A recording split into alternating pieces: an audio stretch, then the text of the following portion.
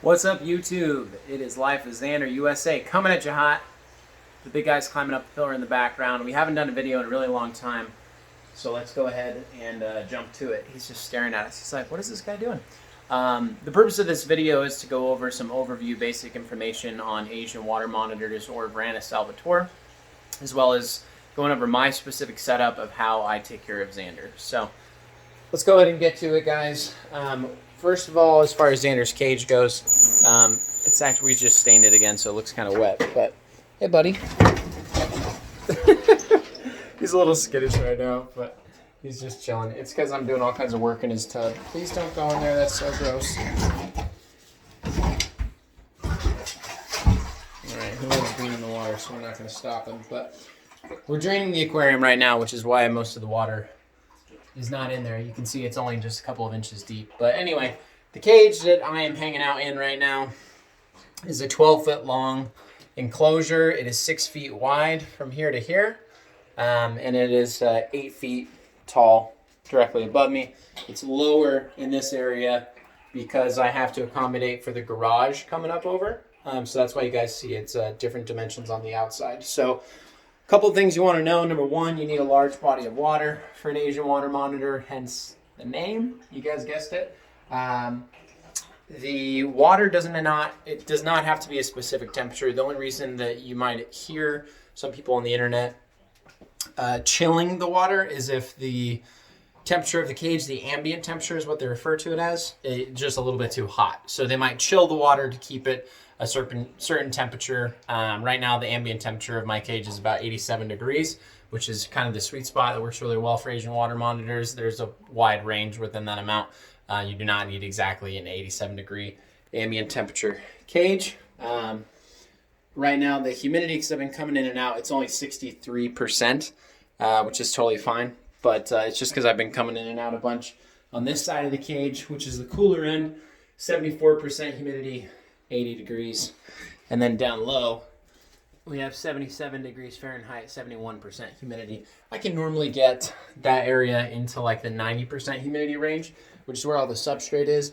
It is not required for an Asian water monitor that you have substrate, but it is certainly helpful, and it definitely increases enrichment because they love to dig. If you have a female, they're going to be burrowing all the time. Even for me, I have a male. We'll check over here. Zander was just digging earlier this morning and was ripping that area up. So I really love to give Zander all the opportunities possible to increase enrichment. So I have substrate in my cage. If you are going to do substrate, there's a couple that are recommended for Asian water monitors. This is a mixture of sphagnum peat moss, cypress mulch, and leaf litter. It is only really important that when it comes to substrate, you guys are not adding anything into the cage that has chemicals. You don't want anything that's chemically treated for obvious reasons. That's not healthy for your monitor. That's all you need to know about the substrate. I do soak it multiple times a week, and that also ups the humidity in the cage. Then we have the basking spot. This basking shelf right here is, generally speaking, 110 to 130 degrees Fahrenheit surface temperature. So it has nothing to do with the ambient temperature, which is the air temperature in the cage. That's around 87 degrees. This shelf, it ranges between 110 and 130. So I use 1-inch thick bricks. They absorb a decent amount of heat. They work really, really well for this.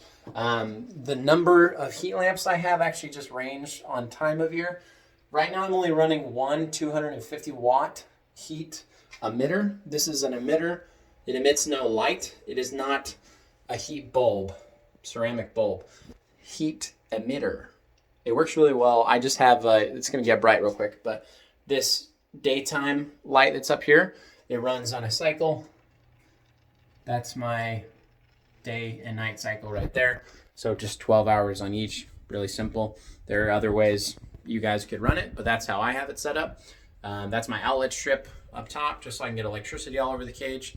You can see behind me how I get to the ceramic heat emitters. So the only reason that I'm not running both of these right now is because when I first moved here, I've only been here for like 2 weeks now. And I was running both of them, two 250 watt heat ceramic heat emitters. It was too hot in the cage. It was like 99 degrees Fahrenheit, and that's just too hot. So I just unplugged one of them, and now I'm getting the temperatures and humidity I need with just one. Super simple, so we'll keep moving on.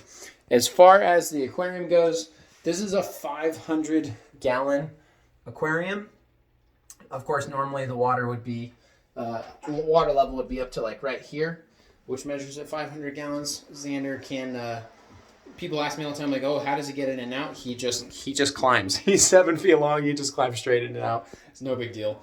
Right now, it's there's a bunch of poop that's at the bottom of this, which is part of the reason I'm draining it, so I can clean it. And that's why I didn't want Zander to go in, but he went in, so here we are. He's hanging out right there. So the way that we built this was, this is actually a plywood aquarium.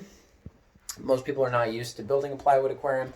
It's not necessarily recommended. That's what I did because I wanted a glass pane as a window so I could enjoy seeing him swim in there, which I love to do. He swims in there all the time. So that's a 1/2-inch thick glass front piece, and it's multiple pieces of plywood that are all sealed with a special paint. The paint that I use, honestly, can't remember the name of it. You guys can shoot me a DM on Instagram because I honestly don't have time to go through all the comments on YouTube and Instagram, so I know that's inconvenient. I apologize, but if you guys have specific questions, you'll get a hold of me usually within 48 hours. I'm very good at getting back to all my DMs and comments on Instagram, so that's just a suggestion for you guys. But I can tell you more about how I built it, but it's all plywood. The rest of this is regular wood. On the top, we have a little shelf. We have the pillars, partially just for looks. Also, Zander climbs up those to get to his basking shelf. The way he gets in the aquarium, he honestly just climbs straight in. 9 out of 10 times, he's going to go right here, hence why I have those little ladders. He just climbs straight up. He's just hanging on there right now. So let's go out to the outside of the cage. I'll show you guys once again, just to give it a little depth. 12 feet long, end to end, 6 feet deep, 8 feet high right there. If you look down, then it lowers. That's closer to like 7 feet, so my garage door can go over it. So here's the filter aquarium setup.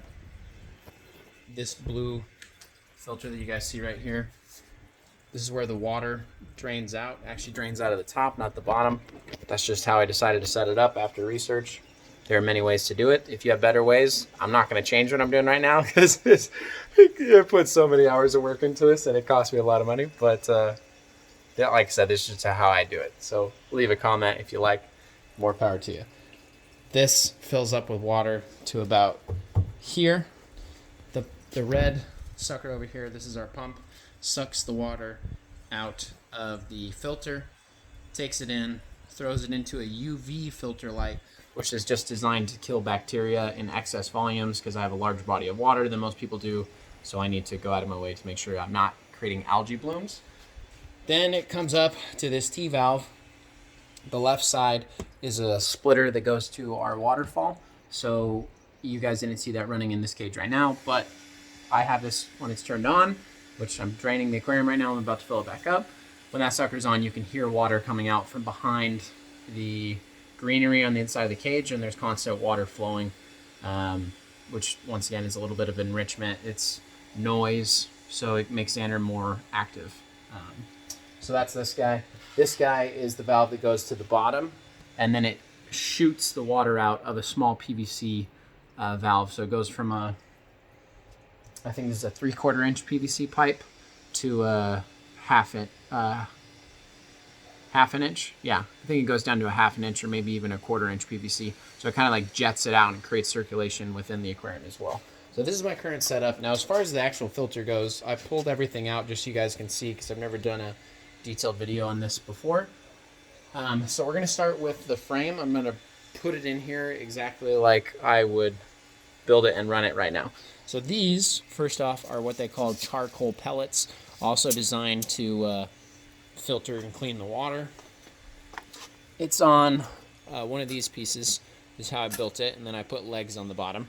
But I'm just going to lift it up. Bam. So you guys can see. So that's how I built the base. Now, it's gonna be a little tricky. Let's see if I can do this. There we go. Gotta take that off. Now what I'm gonna do is I'm gonna gently, okay. Place that in there. So now I just put that sucker on the bottom, and it's just chilling down there. Then on top of that, we're gonna put this. Now this is our bio balls. They're a filter media material. There's several hundred in here. So we're gonna take this. We're gonna put this next layer in. I'm actually gonna order more bio balls and like quite a few hundred more bio balls, and I'm gonna stick them in here. Just because, like I said, it's a huge body of water, 500 plus gallons. I'm not even including the amount of water that goes in here. That's a 55-gallon barrel. So you do the math. It's not completely full, but it's at least 500. We're gonna add more in there. Then this top portion is just another one of these, which is a separator. This is something that I made. It's really just a sheet of plastic, and I took a saw and I just sawed off parts until it made a circle and it fit. And then this is one of many pieces of filter material that I used to catch Zander's turds. So I basically just took PVC, I made a little square, then I took zip ties and I used that to tie the actual material to this. You may be asking, what material did you use? Oh, good thing I've done my research for you guys in this how-to video. This stuff is called New Foam. I just picked it up at a store, a fabric store. There's nothing special about it. That's just the particular fabric that I got that allows water to pass through unencumbered, but it catches the filter media, meaning like Xander's pooping in the water all the time. There's leftover bits of food. He's throwing substrate in there, which is a mixture of the peat moss and the cypress mulch and leaf litter, and in general, they're just very dirty animals. So you gotta be able to find ways to catch that. I have 5 layers of that new foam that I have that goes on top. So this is actually the bottom layer. Nothing special about it. Just put that bad boy in there. Bam. Then we're gonna put this off the remaining 4 layers. And I'm gonna just put it just like that. Then back here, we're just gonna take our little valve. It's a little 4-part splitter. And then put it right there. And the reason that I did this is when I first built this guy, it was just coming straight out of this pipe, and it was a little bit too much water flow in one direction, so all of the substrate buildup, the fecal matter that would come out and get caught by the filter, it was just building up, and then it was overflowing, and it just ended up dumping it further down. So I made this. Well, I didn't make it, technically I just bought it, and now it sends it in 3 different directions, which means it's a little bit easier to catch and disperse what's coming out and the filter is catching, and is a little bit more effective. That's just something that I found. So this is my filter setup, guys. Like I said, here's the filter, and it comes down over here, and then it gets put through the UV filter light. Sorry about the camera angle, it's hard to do this. UV filter light, T-valve, one side. Over here is the waterfall. Over here it goes back into the cage and then creates more circulation. This is just the remote control, essentially, for the filter. I'll show you guys the filter that I use. Or sorry, not the filter, the pump. That's the information. In case any of you guys want to look it up, more power to you. So that's that. These little screws that are up here, they're actually just designed for the common tools that I use. I have them on the ground right now because, like I said, I just stained the outside of this cage, which is why it looks so gorgeous. I think it's like a walnut, cherry oak kind of look. But these are the main tools that I have. I have gloves on me at all times for obvious reasons. I don't use them every time that I hold Zander, just as a heads up, guys. It's really just more for precautions, especially if people come over and they want to hold Zander, but they don't want to get fucked up. Then you use that. Then I have the tongs. This is for not hand feeding. Don't hand feed. It's a bad idea. Use tongs if you don't want to be bit and then have a very expensive medical bill. Don't feed by hand. When I was young and naive, when I first got Zander, I saw all these videos of people hand feeding their monitors, and I was like, oh, that's so cool, which it is. I'm not gonna lie to you, it's super cool. Not worth it though. It's so not worth it. You only got to get bit once, and you're like, screw that, not happening again. I've been bit twice by Zander, and it was when he was super young. So you can imagine now that he's 7 feet long and weighs more than my husky. Yeah, I don't want to get bit by that. So I use tongs. Just pro tip, if you don't want to get bit, use tongs. Then I just have a little dustpan, a little hand broom. That's pretty much it. Those pieces go here. Other than that, like I said, I have 3 hydrometers inside the cage. First one's down low, so I know kind of like what's my higher humidity area where the substrate is, and it's also going to be lower temperature. Those have a direct correlation. The hotter the cage is, the lower the humidity is going to be. The cooler the cage is, the higher the humidity is going to be. So you kind of have to find this perfect middle ground. The goal, because we didn't talk about the specifics, the goal is that you should have roughly an 87-degree ambient humidity within the cage. You want to have a hot side and a cold side.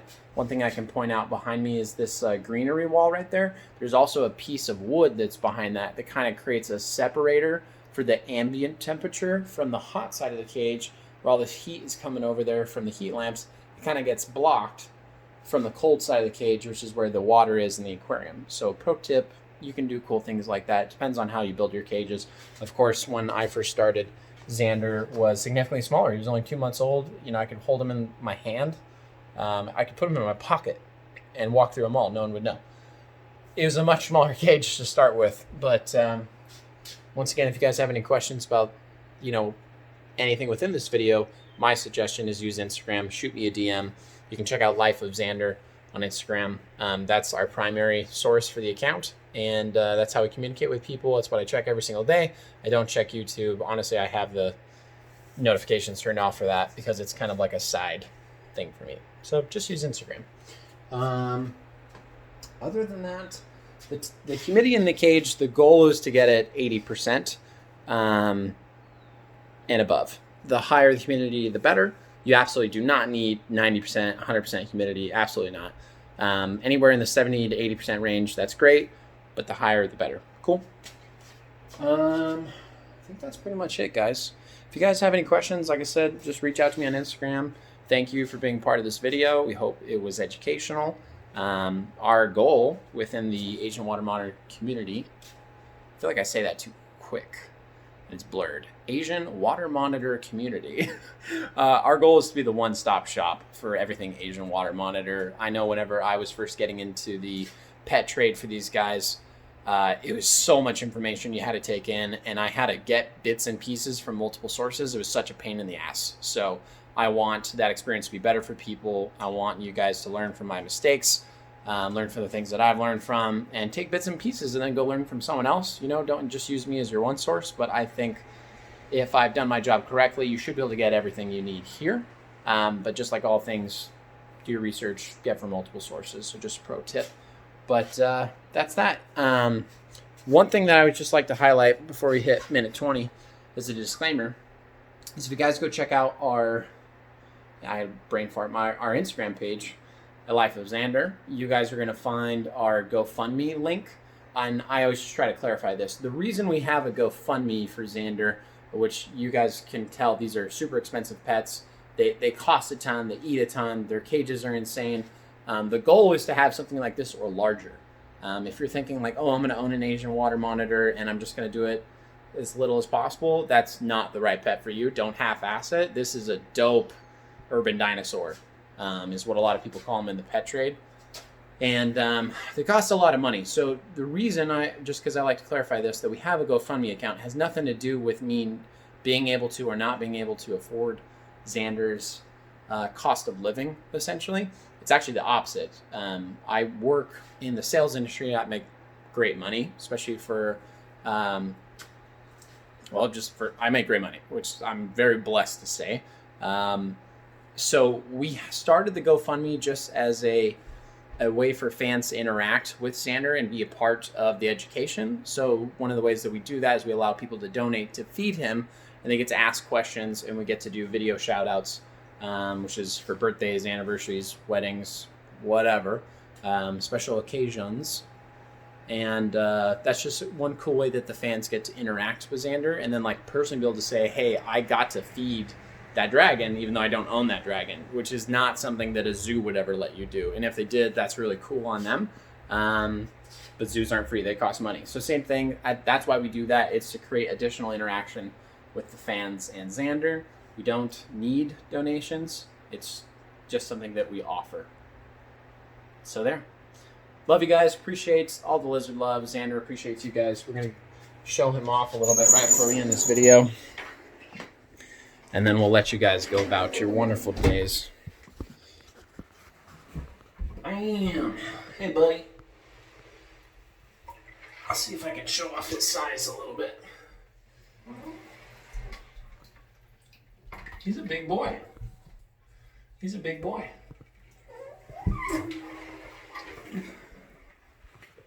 Anyway, I'm going to go ahead and get back to cleaning the rest of this. Here's the wood piece I was showing you guys about. Kind of create that heat barrier. And it works quite well. Quite well. Say bye, buddy. Say bye. All right, guys. See you later. Peace.